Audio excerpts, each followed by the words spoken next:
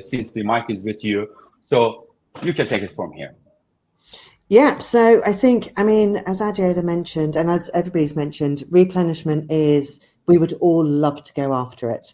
We really would. It really does help with your market share. You've managed to capture that customer the first time, and then being able to retain them actually is really, that's the ideal. That's where we want to be. Every retailer wants to be there.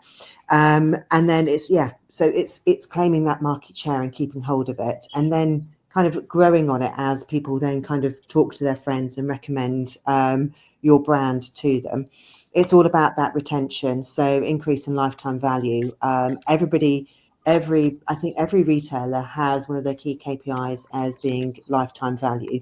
If you can get customer in and secure them shopping with you, you're in a win-win situation, and you know that they will start trusting the brand. They will then come back to you, and you can then take them on their journey through life. So whether that's through skin, from being young and the right products to prepare your skin and get yourself ready, all the way through to once it starts maturing and slowing that maturing down. It's really, really key.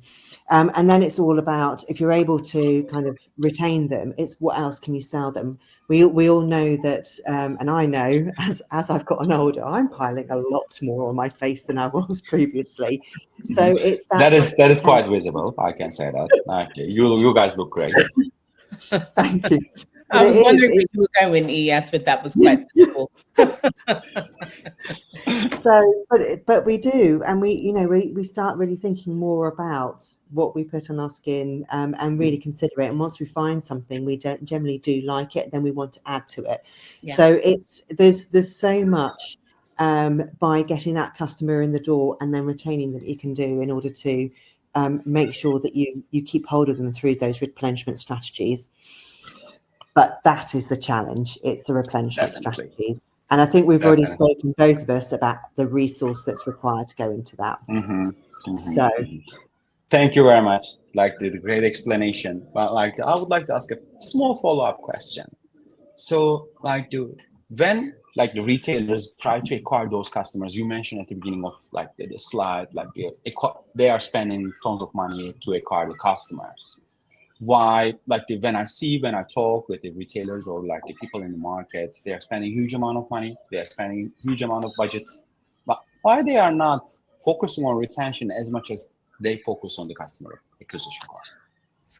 They are focusing on retention, but probably not through replenishment strategies, because replenishment strategies require so much work. You really need to understand the customer, and at the moment, without a lot of tools in the market that are able to make it easier. And I think, Alp, you're going to share some really great insights later on how Replenik can make it so much easier. At the moment, it's not easy.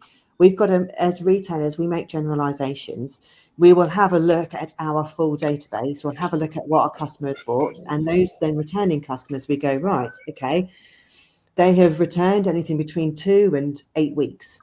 So we're going to go, right, we're going to send our replenishment email around 5 weeks, which will be really too late for those customers needing to replenish in 2 weeks, too early for those 8 weeks. You're probably only capturing a very small target market there of everything you really want to get hold of, because we have to make so many generalizations. And the other thing to think about is that, and especially when it comes to beauty and skincare, is that customers are buying things that are all different volumes. So you might have, you've traded into a product that's on offer, that's a big value product, and then that will maybe last you 2 months. But then you'll look smaller eye cream that's much smaller in volume, but you're probably using a similar amount or at the same regularity. You might need to be replenishing that in a month.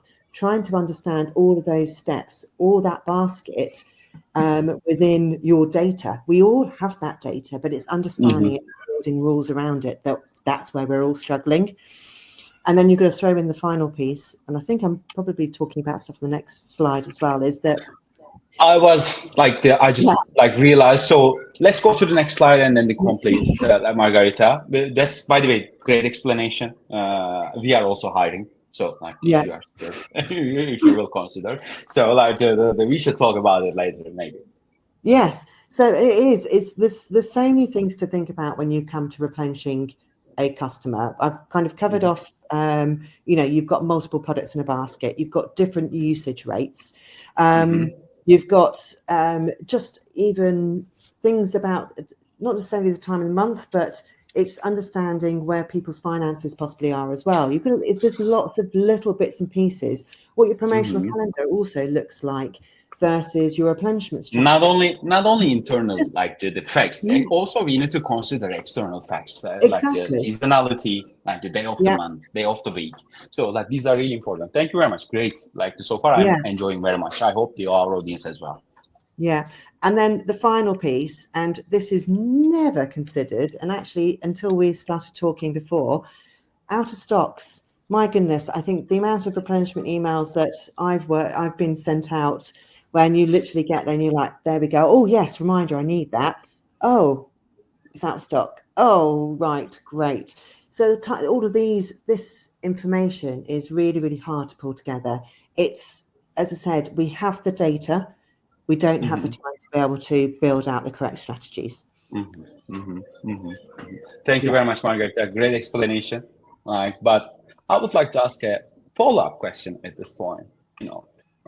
What metrics is the most important while you are focusing on replenishment? What the retailer should focus on in the future? Yeah, I think for me, there's a number of metrics that they should focus on. Obviously, the key ones are conversion from the replenishment emails.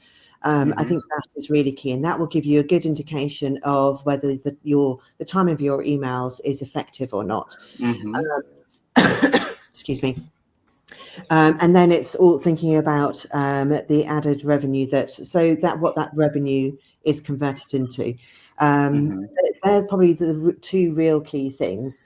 But knowing the beauty market and how competitive it is too, really understanding what your open rate and engagement of your replenishment emails are and how you then tie in your promotional strategy, whether that be your overarching promotional strategy across your stores and your online business, or whether that's a promotional strategy within your replenishment emails. You've really got to consider this, because at the end point, price is probably the most important thing to a customer. And we know that shopping has become so much easier for customers to be able to compare prices, that if your emails are opened and engaged with through your replenishment programs and customers aren't converting, it could be down to your price and promotional strategy versus the competition.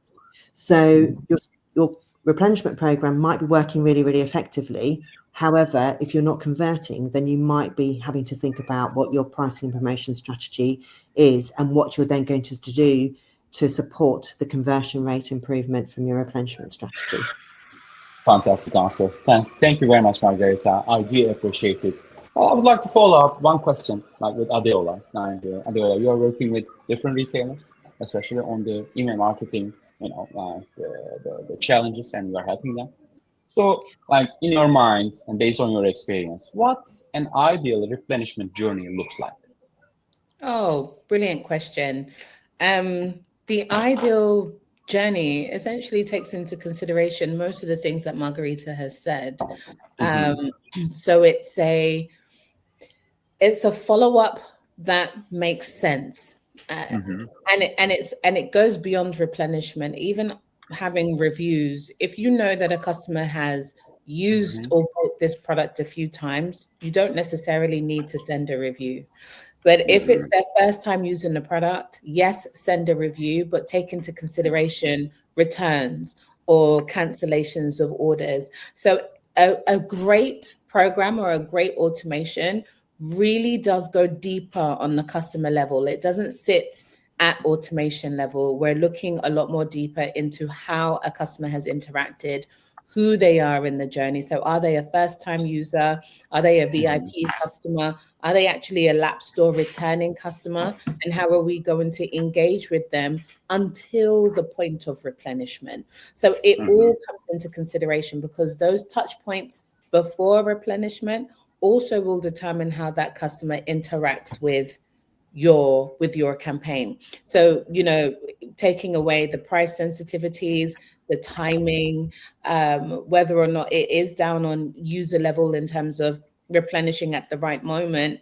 If those comms up until that point are not aligned with the replenishment strategy within itself, then that can also bring that whole automation down. So the Mm-hmm. perfect journey isn't just replenishment, it is everything that happens before replenishment as well as after.